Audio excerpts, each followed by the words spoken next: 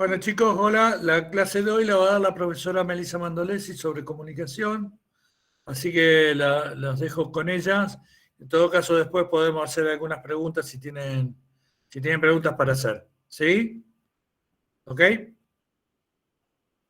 Sí, Meli. ¿Estoy grabando? Sí, estás Sí. grabando. Hola, ¿qué Ok. tal?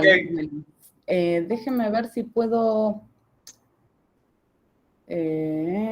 presentar como había hecho antes, que estaba bien. Ahí está. Ahí está. ¿Ahí Ahí lo se ve. ven? Sí, se ve, se ve. Sí, se ve bien. Perfecto.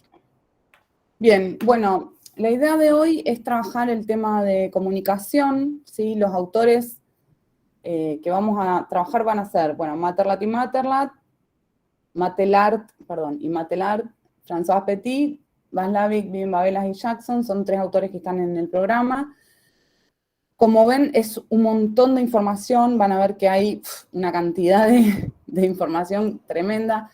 Yo voy a tratar de ir pasando por lo más importante de cada texto, aunque es esto, mucho. Voy a ir bastante rápido, si hay dudas me paran, trataré de resolverlas hoy, y si no, lo pueden llevar a sus prácticos y seguramente lo van a trabajar en mayor profundidad en cada práctico. Empezando por Matelart y Matelart, ellos lo que hacen es un recorrido histórico de la comunicación en los primeros capítulos, y lo que plantean es que, bueno, en un primer momento se piensa a la sociedad como un organismo social. Hablan de que la división del trabajo, que trabaja Adam Smith desde fines del siglo XVIII, junto con el descubrimiento de los intercambios y los flujos, son como el primer paso teórico para acercarse al concepto de comunicación, ¿no es cierto? Esto de flujo, de intercambio, de dividir el trabajo y que tenga que moverse e intercambiarse información, ¿sí? En 1758, Quesnay imagina una representación gráfica de la circulación de las riquezas, ¿sí? Ya empieza a ver este concepto de circulación.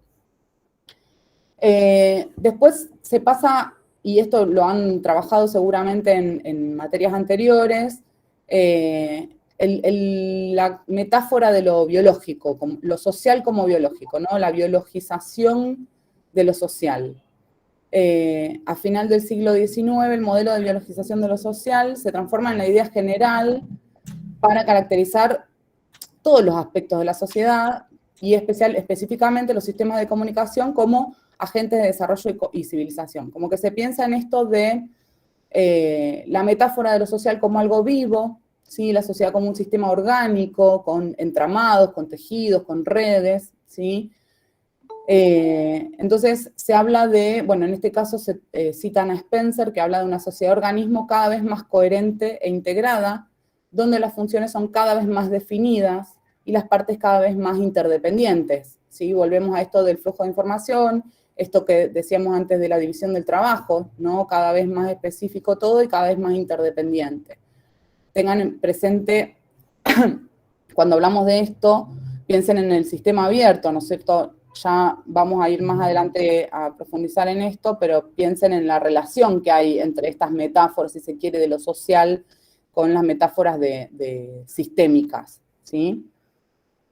Después, bueno, ellos hablan de la sociedad de masa, de los medios de difusión, vieron que incluso lo nombran a Freud, vieron en esto de la preocupación por lo social, por lo masivo, más que lo social, y ya empiezan a plantear cierto, en algunos casos, peligros en relación a los medios de difusión masivos, ¿sí? Hablan de una amenaza real o potencial para toda la sociedad. Este riesgo hace que, y esto, fíjense si les resuena con algo, se justifique la introducción de dispositivos de control estadístico, de flujos judiciales y de demográficos, ¿sí? Esto de que, de alguna manera, el protegernos contra algún riesgo justifica la implementación de diferentes dispositivos de control, ¿no es cierto? Bueno, van a aparecer diferentes autores como resaltados por Matelard y Matelard, que Telet en 1835 habla de una nueva ciencia de la mensura social, o sea, de la medición, habla de la física social. confecciona cuadros, por ejemplo, estos cuadros de criminalidad, estos cuadros de perfiles, ¿sí? Para tener datos con el objetivo de inferir leyes de un orden moral. Ustedes saben que eso se usaba mucho antes, todo, bueno, determinadas características para justamente esto, caracterizar a determinados grupos poblacionales y de alguna manera terminaban generando juicios morales, ¿sí? Después retoman a un autor que se llama Sigele, que habla de una visión manipuladora de la sociedad, ¿sí? Aparece la idea de manipulación de la masa, de los medios de difusión. Le Bon, que lo conocemos por el texto de Psicología de las Masas y Análisis del Yo, habla de la muchedumbre, ¿sí? Y va a decir esto, que hay dirigentes y dirigidos, que hay hipnotizadores e hipnotizados, habla de la sugestión, ¿sí? Habla de contagio, alucinación, habla de autómatas, sonámbulos, ¿sí? En términos de la masa, y habla de una lógica colectiva como una regresión en la evolución de las sociedades humanas, ¿sí? Tarde a esto replica que la edad de las muchedumbres pertenece al pasado, va a decir que para la época en que esta persona, este señor, habla, ya no es la era de las muchedumbres, de las masas, sino que la sociedad entra en la era de los públicos, ¿sí? Fíjense ese movimiento que se da ahí de ser parte de una masa susceptible de manipulación a ser, a estar en función de públicos, ¿sí? Yo como público y yo como alguien que comunica a un público. También fíjense con qué les resuena a nivel actualidad, ¿no es cierto? Y bueno, por último, Freud, que lo hemos estudiado mucho en materias previas, este cuestionamiento que hace los axiomas de la psicología de las masas, que tiene que ver con la exaltación de los sentimientos y la inhibición del pensamiento en la masa, ¿sí? Y critica la tiranía de la sugestión. Perdón que me río, tengo a mi sobrino gritándome de fondo, hey tía, y estoy acá que no puedo responder. Bien, esto es a grandes rasgos como una primera parte que toman Matelart y Matelart. Van a seguir profundizando, van a seguir desarrollando diferentes momentos históricos, pero a nosotros nos interesa específicamente en el momento en que ellas empiezan a trabajar el tema de la teoría general de los sistemas. Ya hemos trabajado con el concepto del sistema abierto en la primera unidad de la materia. No está acá, mi amor. Pero estoy dando clase. No puedo hablar ahora. Ahí está. Entonces, les decía, esta teoría general de los sistemas que estuvimos trabajando en la primera unidad del programa, que habla de la organización como sistema abierto, ¿no es cierto? ¿Se acuerdan de este gráfico de entrada, proceso de transformación, salida, entorno y la retroalimentación? Es parte, si se quiere, fundamental de la teoría general de los sistemas. Acá tienen una foto del señor von Bertalanffy, que fue quien primero formuló esta teoría general de los sistemas, y él la define como la exploración científica de todos y totalidades, ¿sí? Bueno, acá una pequeña reseña. En la década del 60 y luego de casi 30 años de estudio y desarrollos, este hombre que era biólogo y epistemólogo, publica por primera vez sus trabajos acerca de lo que ya se llamaba teoría general de los sistemas, planteando una perspectiva interesada en generar principios aplicables a todos los sistemas. ¿Por qué traemos la teoría general de los sistemas y por qué es tan importante? Porque van a ver que la teoría de la comunicación en gran medida es una teoría de los sistemas. La comunicación puede leerse como un sistema en sí mismo, ¿sí? Ahora vamos a avanzar en eso. Pero lo que plantea la teoría general de los sistemas es justamente esto, que toda situación, toda realidad que pueda analizarse en términos sistémicos, ¿sí? Recuerden esto que lo han trabajado con Víctor incluso en los teóricos de función, de estructura, de interdependencia, todo puede interpretarse desde la teoría general de los sistemas. No hace falta otra teoría, ¿sí? Esto es lo que va a decir von Bertalanffy. Cuando comienzan a estudiarse las relaciones entre los componentes, aparecen correspondencias e isomorfismos generales comunes a todos los sistemas. ¿Qué quiere decir esto? Una sola teoría nos alcanza para estudiar desde sistemas biológicos como una célula hasta sistemas macrofísicos como el sistema solar, ¿sí?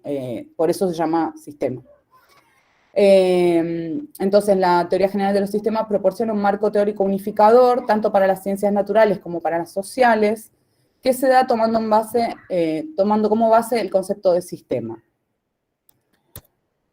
¿Qué es un sistema? Bueno, ya lo hemos trabajado, no voy a profundizar en esto, pero bueno, es un complejo de componentes interactuantes, esto es lo que dice von Bertalanffy, es un conjunto de elementos que guardan estrechas relaciones entre sí, que mantienen al sistema directa o indirectamente unido de modo más o menos estable, y cuyo comportamiento global persigue normalmente algún tipo de finalidad. Son una totalidad cuyas propiedades no son atribuibles a la simple suma de las propiedades de sus partes, ¿sí? Esto de el todo es más que la suma de las partes. Tiene una estructura, una organización, un orden y una complejidad. ¿Sí? No me quiero detener mucho en esto porque ya lo estuvimos trabajando.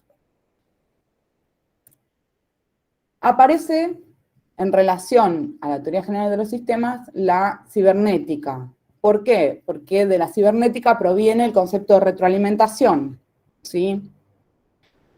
Bueno, acá tienen un poco de historia de dónde surge el concepto de cibernética. En 1948 Wiener escribe un libro denominado Cybernetics, que complementa a la teoría general de los sistemas y por eso se convierte en parte fundamental del concepto de sistema abierto, y aborda los procesos regulatorios de los sistemas abiertos, ¿sí? Los intercambios de información y la comunicación. Ya empiezan a ver cómo aparece el tema de los intercambios y de la comunicación dentro de la teoría de los sistemas, ¿sí? Etimológicamente el término cibernética deviene de la palabra griega kubernetes, que no la sé pronunciar porque no sé griego, que significa gobierno del timón, que es un timón de barco, ¿sí? Un timón de cualquier vehículo que se timonea, ¿no? Y que tiene que ver con un proceso de detección y corrección de error automáticamente, ¿sí? Como de ver a dónde voy y si es donde quiero ir, seguir ese rumbo o corregirlo, ¿sí? Esto es un poco el proceso de retroalimentación. Entonces, la retroalimentación es, en definición de Václavic, del texto que tenemos en el programa, es parte de la salida de un sistema que vuelve a introducirse en el sistema como información de dicha salida, ¿sí? ¿Qué quiere decir esto? Que dice, salió esto y tengo esto para decir de lo que salió, ¿sí? Como información de la salida es, ¿sí? No del proceso de transformación, aunque da información del proceso de transformación, no del entorno, aunque también da información del entorno, pero sí específicamente de la salida. Un bucle de retroalimentación es una disposición circular de elementos conectados causalmente, en el que la causa inicial se propaga alrededor de los eslabones sucesivos del bucle, de tal modo que cada elemento tiene un efecto sobre el siguiente, hasta que el último retroalimenta el efecto sobre el primer eslabón. Es este simbolito acá, ¿no? El loop, ¿sí? El círculo vicioso o el círculo, ¿cómo es que le dicen? Virtuoso también, ¿no? Según de qué se trata. Ciclo virtuoso. Claro, según de qué se trata. Claro. Bien. De ahí pasamos a, y esto siguiendo el texto de Materlar, ¿no es cierto? Si bien estoy agregando información de otros autores para complementar un poco, esto es todo siguiendo ese texto. La teoría de la información de Shannon, que Víctor me dijo que un poco lo trabajaron en la clase pasada, de todas formas yo la traje para que ustedes la vean y puedan ver a qué nos referimos con esto de que es una teoría sistémica, ¿sí? Shannon propone un esquema que es un sistema general de comunicación, sistema, ¿sí? Aparece de nuevo la palabra sistema. Shannon plantea que el problema de la comunicación reside en reproducir en un punto dado, de forma exacta o aproximada, un mensaje seleccionado en otro punto.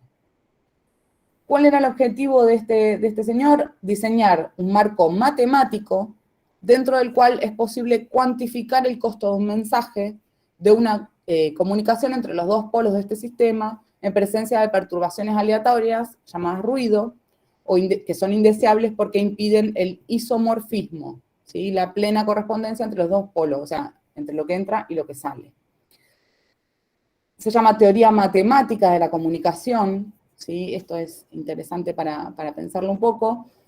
Y tienen que tener en cuenta que Shannon la plantea cuando trabajaba para la compañía Bell Telephone, de Graham Bell, el inventor de los teléfonos, ¿sí? En 1948, él era ingeniero en telecomunicaciones de la compañía de teléfonos y le piden que haga un esquema de la comunicación. Y lo que hace es justamente un esquema de la comunicación basado en una llamada telefónica, ¿sí? Pueden verlo, fuente de información, mensaje, ¿sí? Transmisor, señal, fuente de ruido, señal recibida, receptor, mensaje, destino, ¿sí? Es bastante lineal, tiene este mecanismo de sistema abierto, pero cortado, ¿no? Como que le falta la retroalimentación, ¿sí? Fíjense que tiene la fuente de ruido que se puede considerar que proviene del entorno o que puede ser parte de la misma comunicación, pero que tiene una entrada, un proceso de transformación y una salida, ¿sí? Lo que está pasando acá es que, de alguna manera, no entra en juego la retroalimentación. Si lo vemos de esta manera, es unilateral la comunicación, ¿no es cierto? Como que va para un solo lado, no hay una flecha de vuelta acá, ¿sí? ¿Qué pasa con eso? Aparecen las críticas, ¿sí?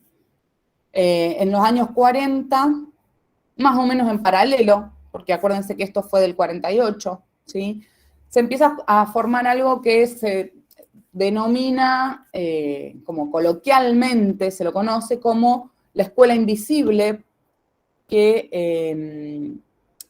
es lo que también se llama escuela de Palo Alto. ¿Por qué escuela invisible? Porque no son, digamos, no hay un edificio donde esta gente se encuentra, no es una universidad, si bien muchos de los investigadores eran del MIT, pero en realidad son un grupo de gente que sigue la teoría general de los sistemas, que estudia desde este posicionamiento la realidad, desde diferentes disciplinas. Hay biólogos, hay antropólogos, hay sociólogos, hay psicólogos, ¿sí? Desde diferentes disciplinas se empiezan a juntar estas personas, física y no físicamente, porque de hecho hay muchos que están en diferentes países y así todo intercambian correspondencia y teoría y trabajos, etcétera, y conforman lo que se da a llamar la escuela de Palo Alto o la escuela invisible. En el libro de Matelart van a encontrar que se habla de investigadores estadounidenses, no todos eran estadounidenses, pero sí los más conocidos, entonces se los toma como los fundadores, ¿sí?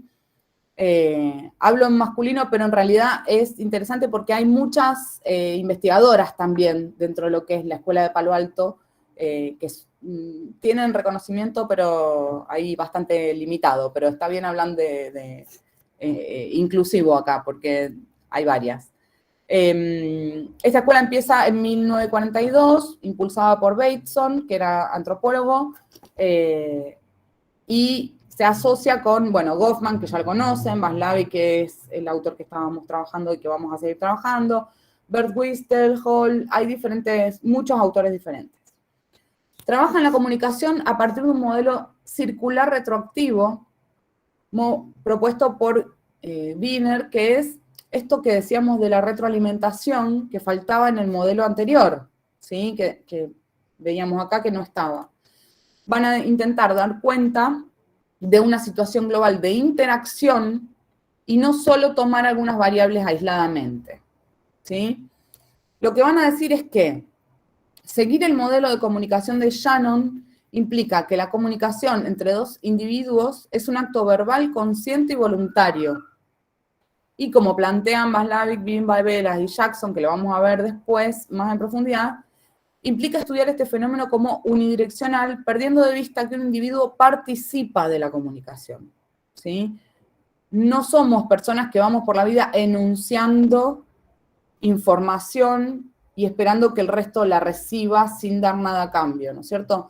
Lo que plantean estos autores justamente es que participamos de un proceso y de un sistema comunicacional, ¿sí?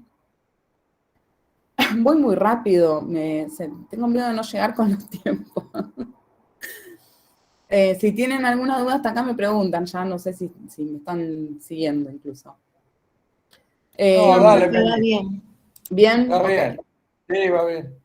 Bien. Lo que plantean estos autores, que lo pueden encontrar en el capítulo de Václavic, es que, bueno, plantean 3 hipótesis en relación a la comunicación, ¿no es cierto? Y van a decir que la esencia de la comunicación reside en procesos de relación e interacción. Esto quiere decir que los elementos cuentan menos que las relaciones que se instauran entre esos elementos, ¿sí? Esto que decíamos de el todo tiene propiedades que no tienen las partes por separado, ¿sí? Las relaciones son más importantes que cada parte aislada, cada elemento aislado. Después van a decir que todo comportamiento humano tiene un valor comunicativo, ¿sí? Esto es muy importante. Van a plantear que las relaciones que se corresponden y se implican mutuamente pueden enfocarse como un vasto sistema de comunicación, ¿sí? Fíjense cómo ya no tiene que ver con el mensaje consciente, verbal y hablado, sino que entra en juego todo comportamiento humano, ¿sí? Las relaciones empiezan a ser parte del sistema de comunicación, ¿sí? Y después, la tercera hipótesis es que observando la sucesión de los mensajes reubicados en el contexto horizontal, en secuencia de mensajes sucesivos, y en el contexto vertical, la relación entre los elementos y el mismo sistema, se puede sacar una lógica de la comunicación, ¿sí? Esto es bastante complejo, ¿sí? Quédense con las 3 hipótesis en general, después vamos a ir a los axiomas en particular. ¿Qué quiere decir esto? Que la comunicación es un proceso social permanente que integra múltiples modos de comportamiento. La palabra, como la solemos considerar, pero también el gesto, la mirada, el espacio interindividual, ¿sí? Y el análisis del contexto gana al análisis de contenido. Pueden ver que la comunicación en este esquema es verbal, ¿sí? Por un lado, oral, escrita, signos orales, palabra hablada, representación gráfica de los signos, y también no verbal, ¿sí? Y plantean una comunicación kinésica, proxémica, paralenguaje y simbólica, que después tiene, bueno, movimientos corporales, expresiones, mirada, tacto, relación entre conducta y arquitectura, espacio interpersonal, espacio físico, tono de voz, entonación, pausa, ritmo, intensidad, símbolos y emblemas.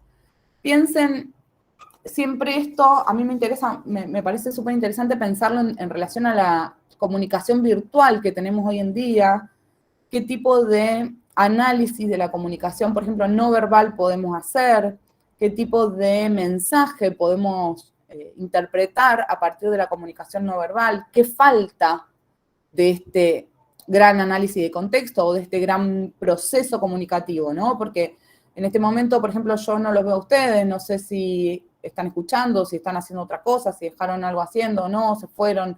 Digo, en este proceso, en este sistema que es la comunicación, está faltando una parte.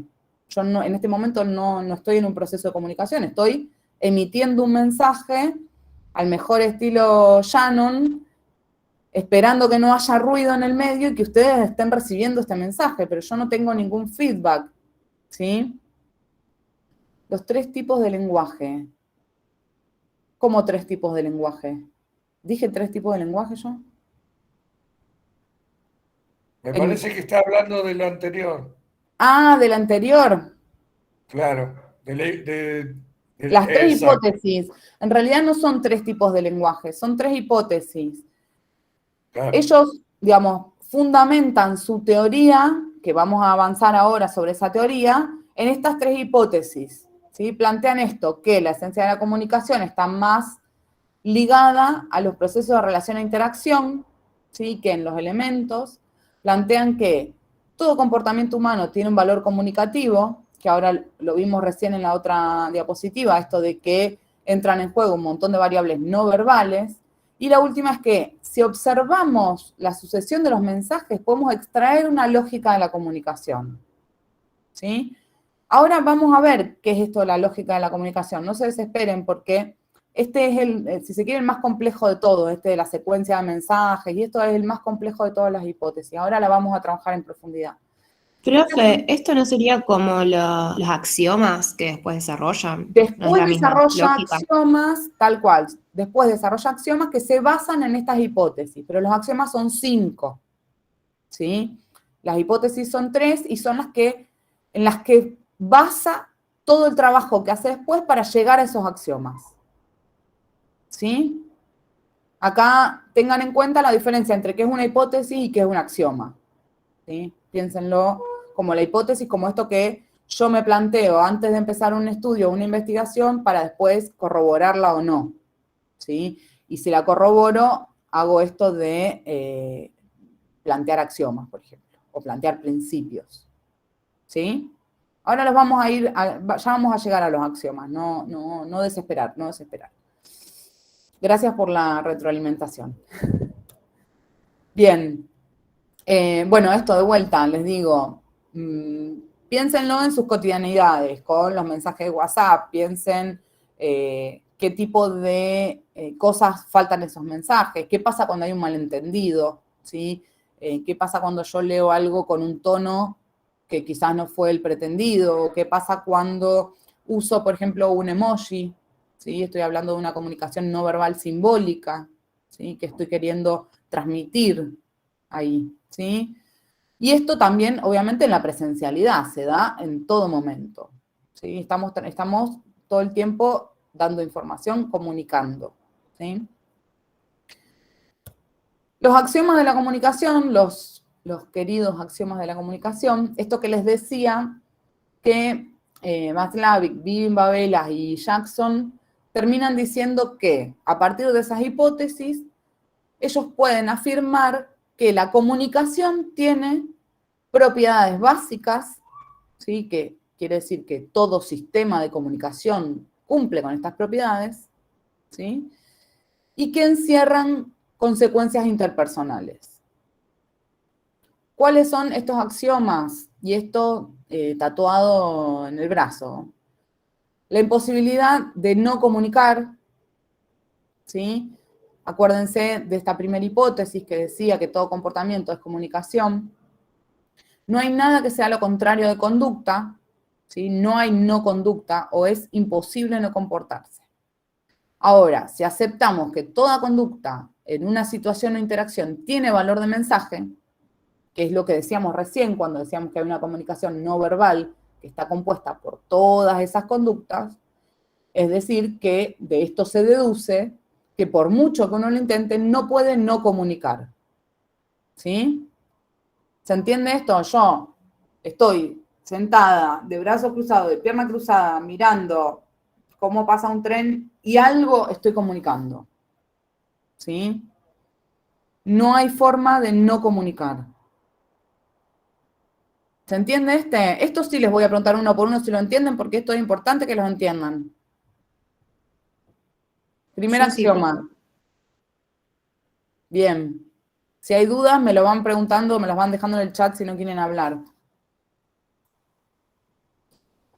Segundo axioma. Los niveles de contenido y relaciones de la comunicación. Van a decir estos autores que toda comunicación tiene un aspecto de contenido y uno relacional, tales que el segundo clasifica al primero y es por ende metacomunicación. Ahí vamos por parte. Siguiendo a Bateson, estos dos aspectos se conocen como aspecto referencial y aspectos conativos. ¿Qué quiere decir esto? Si decimos que toda comunicación, que todo comportamiento es una comunicación, y si decimos que hay una comunicación verbal y una comunicación no verbal, podemos relacionar que dentro de todo proceso de comunicación hay un mensaje consciente, como motivado, referencial, ¿sí? Un mensaje, y hay una metacomunicación que tiene que ver con lo no verbal, con lo no intencionado, con lo no consciente, que tiene que ver con el carácter emocional o conativo de esa comunicación, de esa situación de comunicación.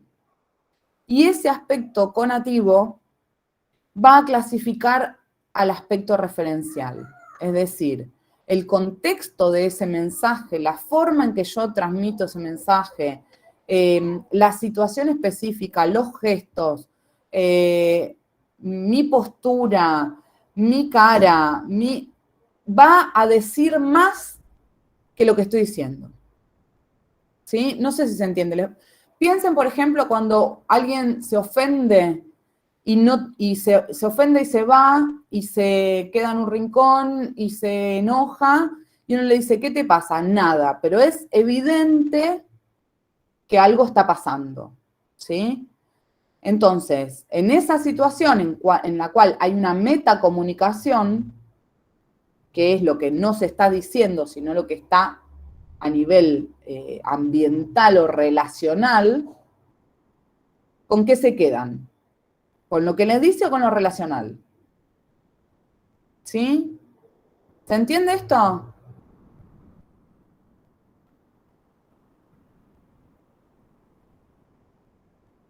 ¿Sí, no, más Sí, o...? profe. No quiero, Sí, se siempre contesto entiende. yo, pero sí. Bueno, si lo entiende Celina, yo asumo que lo entienden todos, ¿no? Pero bueno, no, si hay dudas me van preguntando. Ahora, viene esta que decíamos, que era la tercera hipótesis, que era la secuencia de mensajes, ¿sí? El tercer axioma es la puntuación de la secuencia de hechos. Este axioma dice que hace referencia a la interacción entre comunicantes, ¿sí? La interacción como intercambio de mensajes. Para un observador, piénsenlo como un observador que no participa del sistema comunicacional. Para un observador, una serie de comunicaciones puede entenderse como una secuencia interrumpida de intercambio, ¿sí? Hablo yo, habla otro, hablo yo, habla otro. Yo mirando desde afuera, ¿no? Me paro desde afuera y miro cómo Pepita y Juanita hablan. Entonces yo puedo decir, acá hay un mensaje, acá hay otro mensaje, acá hay otro mensaje, acá hay otro mensaje, ¿no es cierto? Un intercambio interrumpido.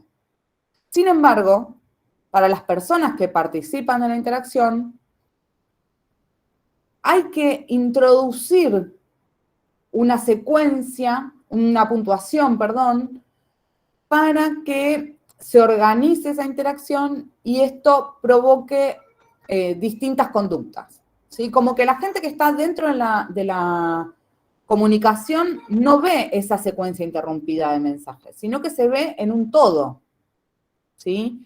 Si yo, como terapeuta, porque esto, piensen lo que está pensado principalmente para situaciones terapéuticas.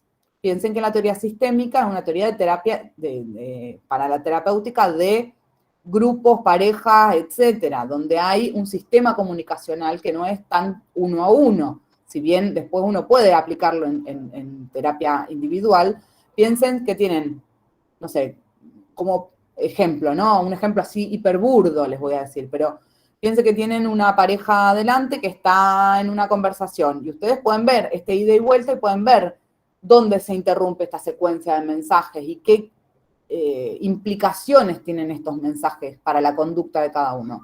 Pero esas personas están en un todo, en una comunicación, en un sistema, no pueden ver esta secuencia. Entonces, vieron, no sé si lo han visto, pero en lo que es psicología sistémica o incluso Gestalt, que toma mucho de la sistémica, muchas veces las interrupciones o las intervenciones del psicólogo tienen que ver con decir, paren, escuchen esto, volvé a hacer esto. Si decís esto y si le respondes esto, o cómo salís de esta secuencia, ¿no? Como la puntuación que ponemos a los intercambios comunicativos implican diferentes conductas. ¿Sí? ¿Se entiende esto? Esta es la más compleja de todas. Después vamos a verlo. No sé si, creo que Víctor, vos me dijiste que hablaste de la teoría del doble vínculo. Sí, yo lo mencioné, lo que pasa es que el lunes pasado yo no tuve la posibilidad de subir la Power, entonces, no sé, yo lo mencioné seguro, y están los videos de las clases de los años anteriores. O sea, Ahora, ahí, yo lo ahí voy pueden a hacer. hacer muy resumidamente, pero era más que nada para saber, para comentarles esto. Una forma muy clara de ver esto de la secuencia de hechos y de mensajes es la teoría del doble vínculo, ¿sí? Ahí se puede ver claramente si se desarma o si de alguna manera se va puntuando la secuencia de hechos, uno puede ver claramente una lógica comunicacional que provoca diferentes hechos de conducta, ¿sí? Si lo vemos en un todo, probablemente no lo podamos ver, y si estamos insertos ahí, menos todavía, pero para un observador externo puede decir, hasta acá es el mensaje original, hasta acá es el contradictorio, hasta acá es esto y esto genera conducta, ¿sí? Sí. Ahora vamos a ir a eso. Sí, quiero agregar una cosa cuando vos dijiste que era una teoría de salud mental. En realidad, el subtítulo es hacia una teoría general de la esquizofrenia. Lo que están buscando es cómo puede llegar a producirse la esquizofrenia y por lo tanto curarse o por lo menos tratarse la esquizofrenia a partir de un análisis de la comunicación que empezó siendo un análisis de la comunicación primero en animales, porque Bateson básicamente era biólogo, y después se casó con Margaret Mead, que era una antropóloga, en esto de lo que decía Meli, de que hay muchas mujeres casi iguales, no sé si no hay más, trabajando en esta teoría del doble vínculo y en esto de la universidad invisible. Pero básicamente lo que quieren descubrir o lo que quieren tratar de dilucidar es cómo se produce la esquizofrenia, digamos. Ellos estaban convencidos de que no había nada físico, biológico ni genético, que era el problema, si se quiere, una enfermedad social, por decirlo de esta manera, con Goffman. Nada, era eso para... Sí, gracias por el aporte, porque sí, es verdad, esto está bueno aclarar que si bien nosotros tomamos la teoría de la comunicación humana porque nos parece sumamente enriquecedora en cuanto a tomar aspectos no verbales únicamente o no mensajes intencionales, sino que hay mucho más en la comunicación y que tiene que ser tomado también en el ambiente, en el contexto organizacional, que sepamos que es una teoría que nace de la clínica, básicamente, y de la clínica de una enfermedad como la esquizofrenia. Por eso está bueno también, para comprender esto, pensar en esos ejemplos. Si bien es aplicable a todos los sistemas comunicacionales, como dijimos antes, la teoría de los sistemas es a todos los comportamientos comunicacionales, que viene de ahí, que sale de ahí, ¿sí? Bien. Paso al siguiente. Comunicación digital y analógica, ¿sí? Van a decir que la parte digital de la comunicación es la palabra en sí misma, el hecho de nombrar algo que no tiene una relación real con el signo que se selecciona para nombrarlo. Esto ya lo vimos con Saussure, supongo que se debe seguir dando en lingüística en primer año. Que es esto del significado, el significante y el signo, ¿no? De cómo se asocia por una cuestión de consenso, básicamente. Y se considera analógica a todo lo que es comunicación no verbal. ¿Saben lo que es digital y analógico? ¿Sí? Digital es 010101, está, no está, está, no está, está, no está, ¿sí? El reloj digital pasa de un número a otro sin que veamos todos los estadios en el medio, ¿sí?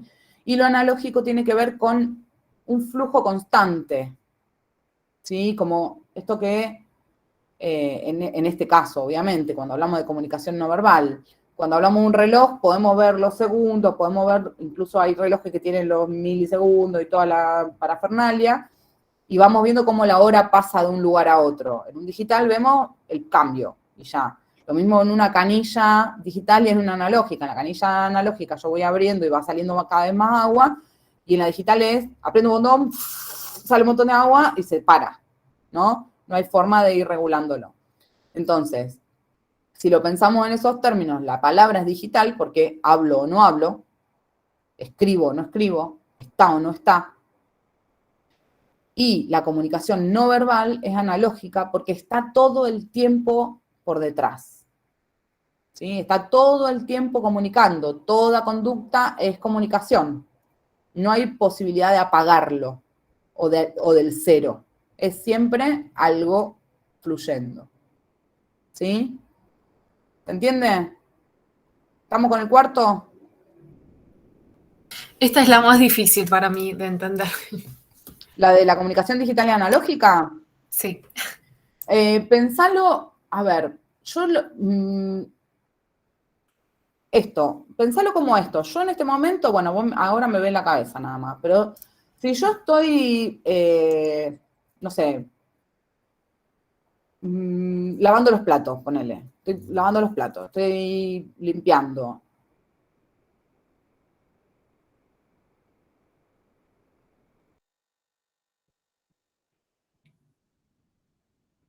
¿Se detuvo la comunicación o soy yo? Sí. No, se cortó. Ah, ok. Bueno, te puedo contestar yo mientras vuelve Meli, si querés. Dale, Eh, profe. eh, ¿Te acordás cuando en el axioma 2 hablamos de contenido y de relación? Por Sí. ejemplo, bueno, muchas veces lo analógico tiene que ver con lo Ahí que... estoy. Ah, perdón, no, pensé que estaba bien. No, dale, es que se me cortó un minuto de Sí, internet, no sé qué onda. sí. Seguí. No, estábamos con esto de ejemplo de digital y analógica. Ujú, La digital puede ser, para ser más fácil, el habla o la escritura. ¿Se ujú. entiende? La palabra dígito en realidad viene de la palabra bit, que es dígito binario, lo que Meli señalaba como 0 y 1. ¿No? Uno puede traducir eso. Lo analógico en verdad es, si se quiere, una forma que tenemos los humanos o los grupos humanos de asociar la comunicación con algo de la naturaleza, básicamente, ¿no? Yo siempre, cuando hace 20 y pico de años que doy esta clase,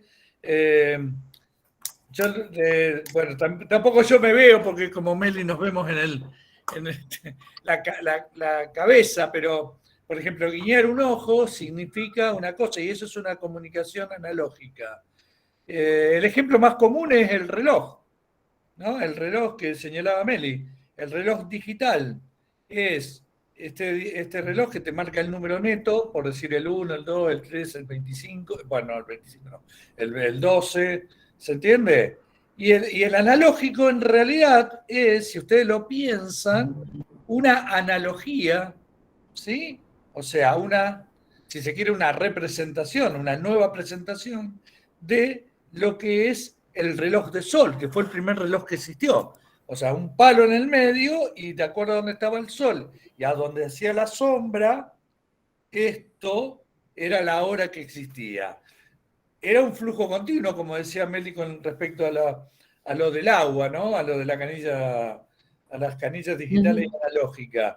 Y nosotros en realidad estamos todo el tiempo utilizando la comunicación, la analógica, porque esta comunicación analógica cumple muchas veces el lugar de lo relacional, ¿no? O sea Ujú. que clasifica nuevamente o encuadra, por decirlo, o contextualiza, de acuerdo a qué autor y cómo lo podemos ir viendo, contextualiza el contenido, que normalmente es digital.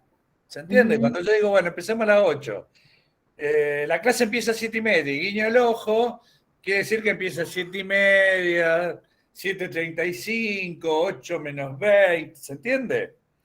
Eh, y este guiño de ojo tiene que ver con nuestra forma de comunicarnos analógicamente y está contextualizando y encuadrando esta comunicación digital que es 7:30, tenemos clase. Claro. ¿Alguien está levantando la mano? Sí, Betina. Sí, yo no leo. Hola, profe, buenas noches. Hola. No, yo quería por ahí ampliar un poquito lo desde el punto de vista del trabajo con datos, serían datos discretos o datos continuos. Tal cual. Entonces, lo analógico tiene que ver con ese dato continuo y lo digital tiene que ver con el dato discreto. ¿Está? Que es el discreto va de a saltos, en cambio el continuo va tomando las cantidades intermedias siempre. Esa, como para ejemplificar un poquito más lo analógico y lo digital desde el punto de vista de, son términos por ahí más usados en informática. Genial, gracias, gracias. Sí, sí, tal cual. Piensen eso. La comunicación no verbal es un flujo continuo, estamos continuamente comunicando de manera no verbal, y la comunicación verbal es digital y comunicamos solamente cuando hablamos o escribimos o decimos algo. ¿Sí? ¿Se entiende? Sí, perfecto. Gracias a todos. Muy, muy claro. Perfecto, me alegro. Y por último, la última propiedad que plantean, o el último axioma que plantean, es el de interacción simétrica y complementaria. Lo que va a decir es que dentro del sistema comunicacional pueden describirse como relaciones basadas en la igualdad o la diferencia. ¿Sí? Esto es muy simple. En el primer caso, los pacientes tienden a... Los participantes, perdón.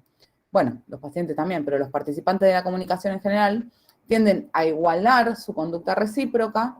Y en el segundo, que sería la complementaria, uno de los participantes complementa al otro y constituyen una forma distinta, va mutando el sistema. Eso lo que implica es que hay un observador, de nuevo, que puede decir que esta interacción es simétrica o complementaria, que esta comunicación está siendo digital o analógica, que siempre tengan en cuenta el tema del observador.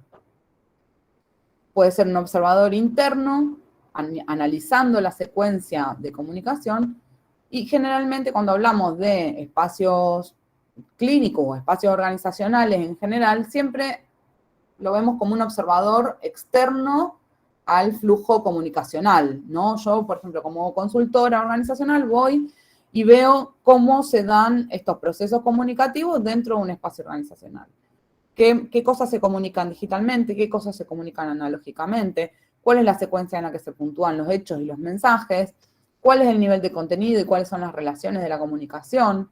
¿Qué están comunicando con su conducta y con sus comportamientos las personas que participan? ¿Sí? ¿Se entienden estos axiomas? ¿Estamos? Bien. Avanzo. Si puedo. Acá está la teoría del doble vínculo, que la voy a pasar muy, muy, muy por encima, pero como decíamos antes, en esta teoría yo la puse principalmente porque es muy interesante para ver el tema de los axiomas. Estos autores trabajaban, como dijo Víctor, en una teoría de la esquizofrenia desde la teoría sistémica, básicamente, ¿sí? Entonces, van a decir que la esquizofrenia surge en el contexto de los patrones de comunicación recurrentes de una persona y está ligada a trastornos o incongruencias entre los niveles lógicos de la comunicación. Hablan de paradoja comunicativa. ¿Cuáles son las condiciones para hablar de doble vínculo? Y acá es donde entra lo de la puntuación de los mensajes y la secuencia de hechos, ¿sí? Tiene que haber dos o más personas, una de ellas, la víctima, ¿sí? de esta comunicación paradójica. Tiene que ser una experiencia repetida, ¿sí? No es algo que sucede una vez y ya está, sino que es una lógica comunicacional que se repite. Es un tema recurrente en la historia de la víctima. No se trata de una experiencia traumática única, sino de una experiencia reiterada que estructura el doble vínculo y pasa a ser una experiencia habitual, ¿sí? ¿Y cómo se genera? Hay un mandato primario negativo, ¿sí? Acá vemos específicamente lo de la secuencia, ¿sí? Primer mandato negativo. El contexto de aprendizaje, que es esta cuestión conativa, ¿no es cierto? se basa en la evitación del castigo y no es un contexto de búsqueda de recompensa. Hay un segundo mandato secundario en conflicto con el primero, pero en un nivel más abstracto y reforzado por castigos o señales que anuncian un peligro para la supervivencia. Y hay un tercer mandato que prohíbe escapar del campo.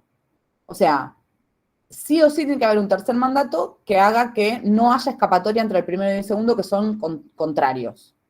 ¿Sí?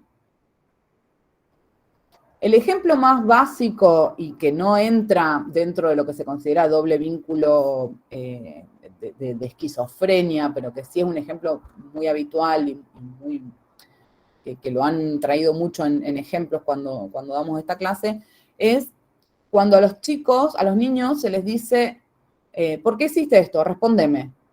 No me contestes. Respóndeme por qué hiciste esto. No me contestes. ¿Sí? Ahí hay esta cuestión contradictoria del dame un motivo por el cual hiciste esto, evitar el castigo, no me contestes, otro castigo, y un mandato que prohíbe salir del campo porque un niño no puede salir del campo de sus padres. ¿Sí? Entonces, esto tómenlo, no vayan por ahí pensando que esto es esquizofrenia, es motivo de esquizofrenia, es un ejemplo muy básico, ¿sí? Según la teoría del doble vínculo, este conjunto de ingredientes, siempre que sea completo, que sean estas tres mensajes diferentes y estas condiciones de dos o más personas, que sea una experiencia repetida, etc., deja de ser necesario en un momento cuando la persona aprendió a percibir todo su universo en términos de estos patrones, ¿sí? Y casi cualquier parte de una secuencia de doble vínculo puede resultar suficiente para precipitar la respuesta, ¿sí? Como que aprendemos con esta lógica del doble vínculo y nos manejamos con esa lógica aunque no esté presente, ¿sí? Esto, no se vuelvan locos, es un ejemplo. Hay, si quieren buscar en YouTube ejemplos de doble vínculo, hay muchos de ejemplos de... Incluso hay una película que está buenísima, hay una escena de una película que está buenísima, que es un ejemplo de comunicación paradojal y doble vínculo. Bien, ¿cómo llevamos todo esto a las organizaciones? Que es lo que nos trae aquí hoy. Y acá voy a ir así muy, muy, muy rápidamente, porque ya casi vamos terminando y quiero que dejemos un ratito para las dudas. Aquí entra en juego Petit. ¿Sí? ¿Se acuerdan que veníamos Matelart y Matelart, Václavic, Bimba-Velas y Jackson? Petit. ¿Sí?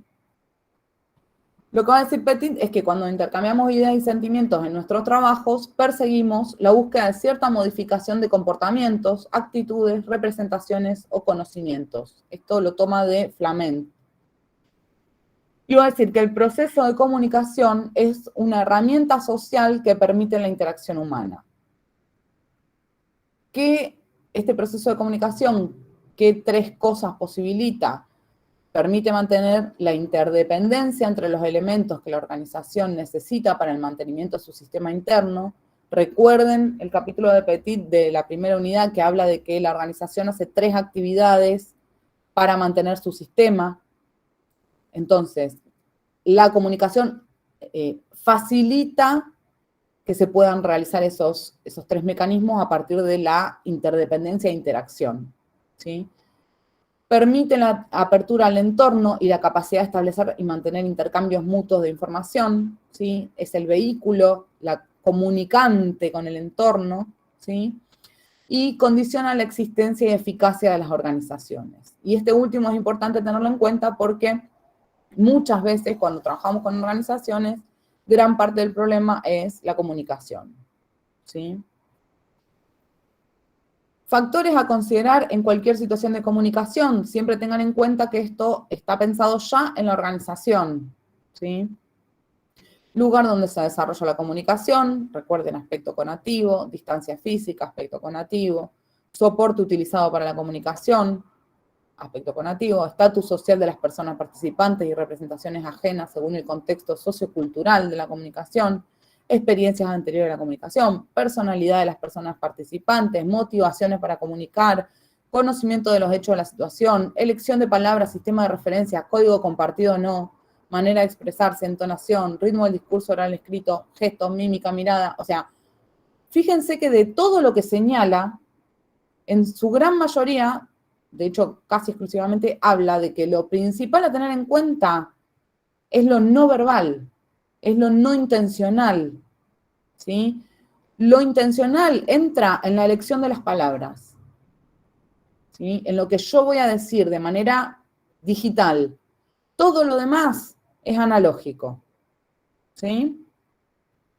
Va a decir que el proceso de comunicación posee una gran complejidad y que esta complejidad aparece en los intercambios más básicos. Si pensamos en un intercambio hiperbásico y tenemos que tener en cuenta todos estos factores, bueno, es sumamente complejo, ¿sí? A mayor cantidad de participantes aumenta la complejidad del proceso, ¿sí? Petit habla de mecanismos de la comunicación y va a hablar de, primero, los interlocutores. Cada persona o grupo de una organización es interlocutor, real o potencial, ocasional o permanente. Son numerosos y diversos, ahí me comí un os, numerosos, no números, numerosos y diversos. No se limita solo a los intercambios internos, también con el entorno. En el interior de la organización, cada interlocutor está ubicado en algún lugar de la jerarquía, ¿sí? Tiene un estatus. Y va a decir que es muy importante que hay una fuerte vinculación entre los fenómenos de comunicación y poder. Ya vamos a ir más adelante con esto, pero si piensan ya que cada interlocutor está en la jerarquía y tiene un estatus, ya pueden ver que hay algo que ver ahí con el poder, entra en juego algo de poder, ¿sí? Habla de dos tipos de comunicación, o habla de dos características o dos formas principales de comunicación. Va a hablar de la lateral y la recíproca, ¿sí?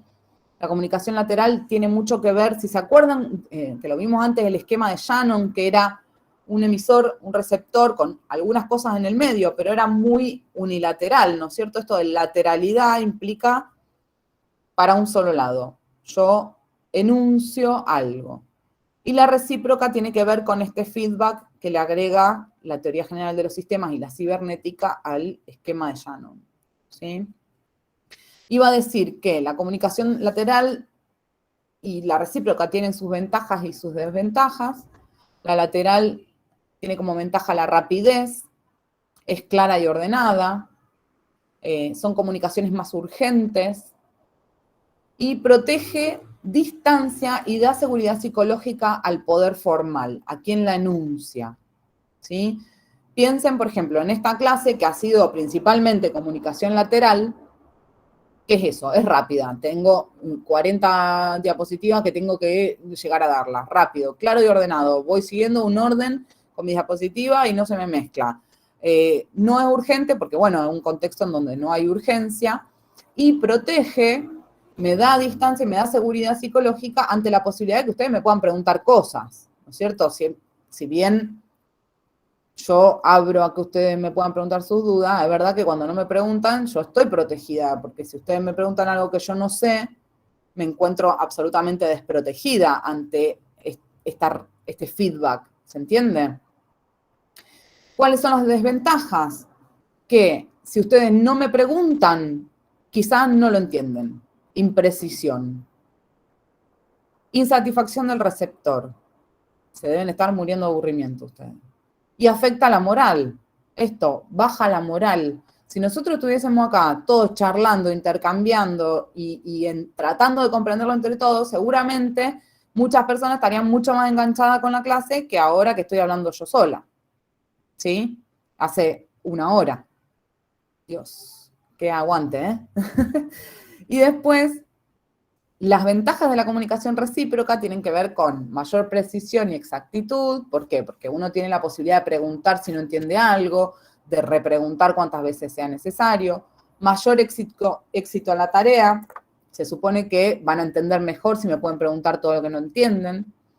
eleva la moral del receptor, esto que decíamos recién, de, bueno, sería seguramente mucho más entretenido y ustedes estarían con la moral mucho más alta si pudiesen preguntar y repreguntar todo el tiempo, y disipa inseguridades e inquietudes del receptor, ¿no es cierto? Esto de, bueno, si yo pregunto y lo termino entendiendo, me siento más segura con lo que aprendí.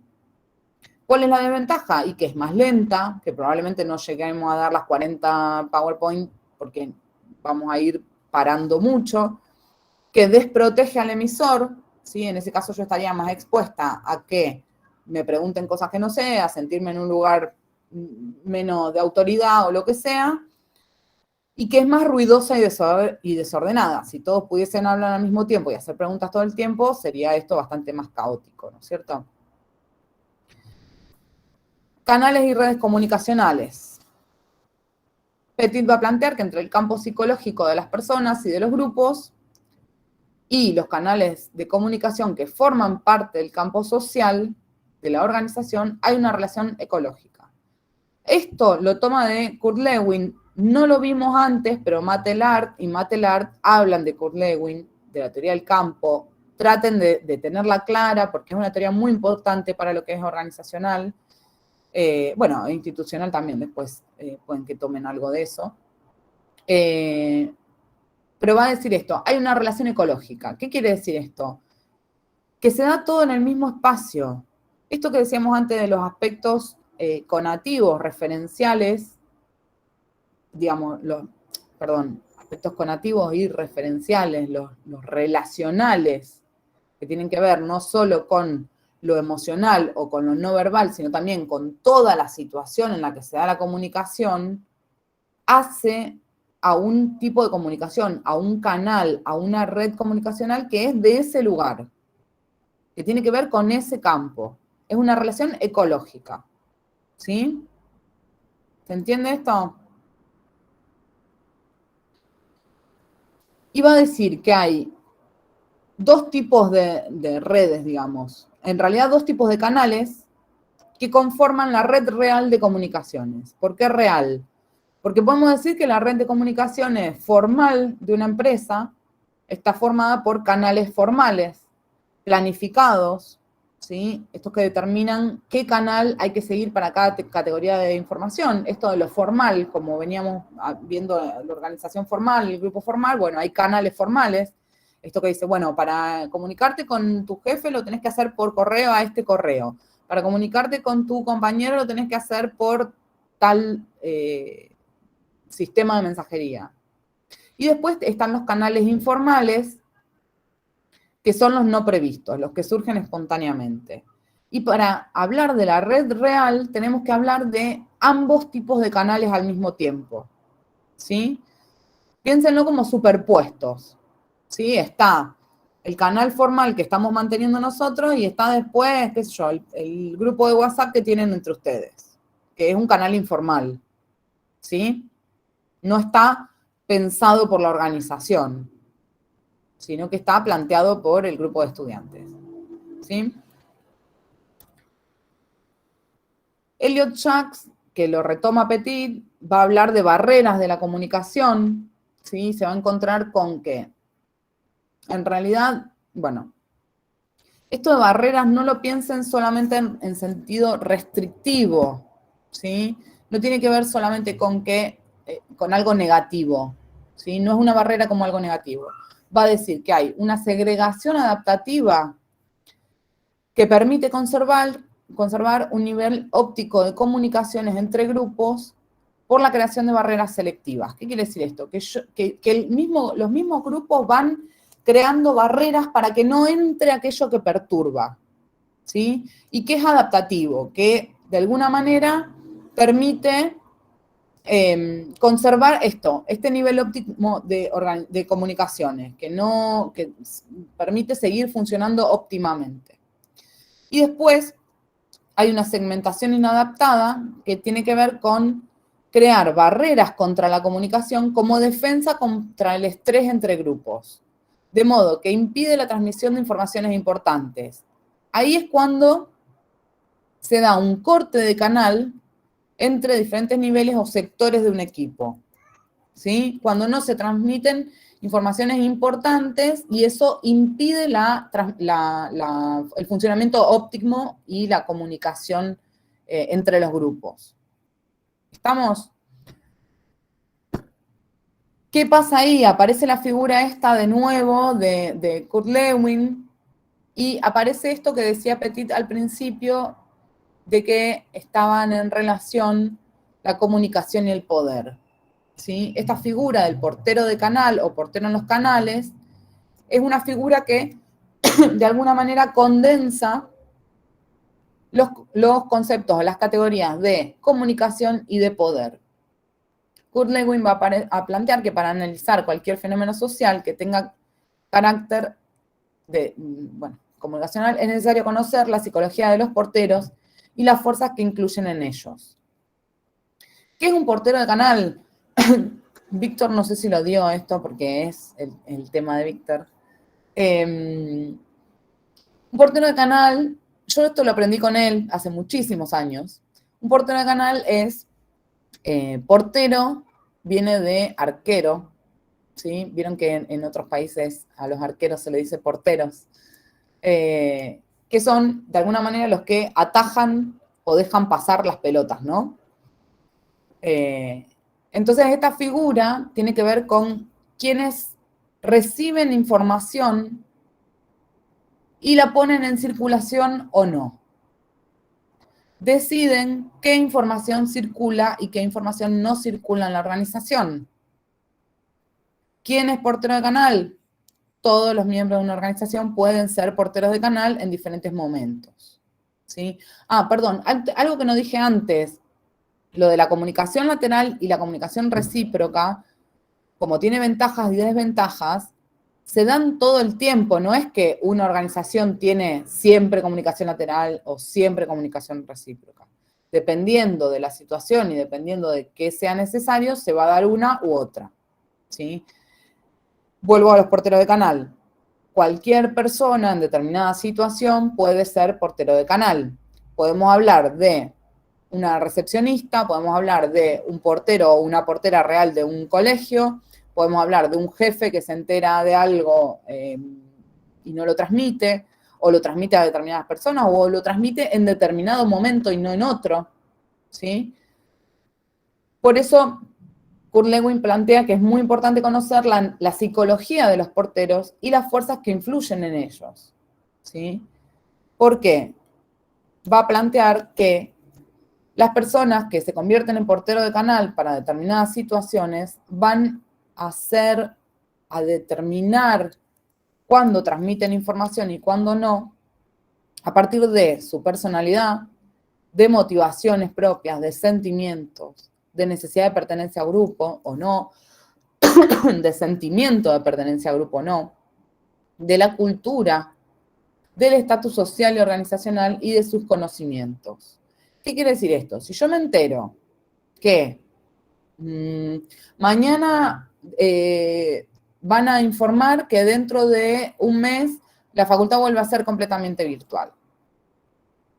Yo, de casualidad me enteré, por ejemplo, entonces yo tengo que definir a quién se lo voy a decir primero, si se lo quiero decir a alguien, o si quiero yo organizarme y no decir nada, correr con cierta ventaja, si tengo un lugar de estatus en la jerarquía o no, pero piensen cómo acá se entrecruza esto que decíamos de comunicación y poder.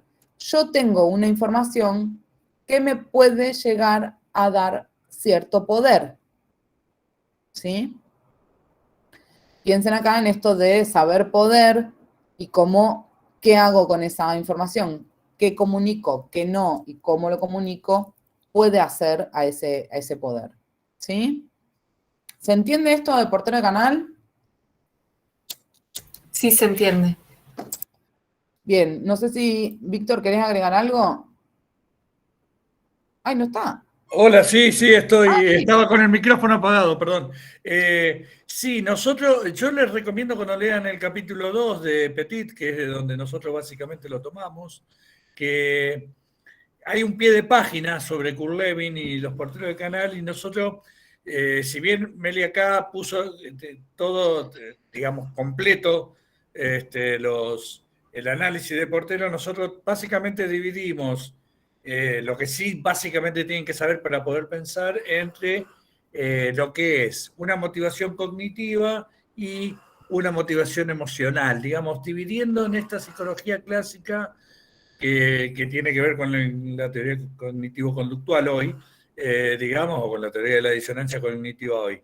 ¿Se entiende? De todas formas, Meli lo dio completo, digamos, o sea que verdaderamente las fuerzas que están puestas en juego para hacer un análisis de Portero Canal tiene que ver con eso.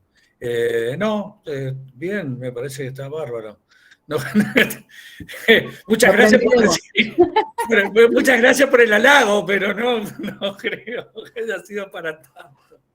No, creo que está bien, Meli, sí, está. Bien, bueno, sí, tengan en cuenta eso, es verdad. Ahora que lo decís... Te quedan 15 minutos. Nosotros normalmente, antes de las 9 terminamos la clase. Ya no creo que dé para muchas preguntas. Digo, para hacer un cierre y en esto de que no Hago rápido, sí. Claro. Creo que ya de hecho queda nada. Bueno. Paso rápido para ver qué queda y si queda algo importante. De todas formas, esto está todo en el texto. Yo no inventé nada, ¿eh? Sí. Bien. Bueno, acá está esto que decía Víctor. Sí.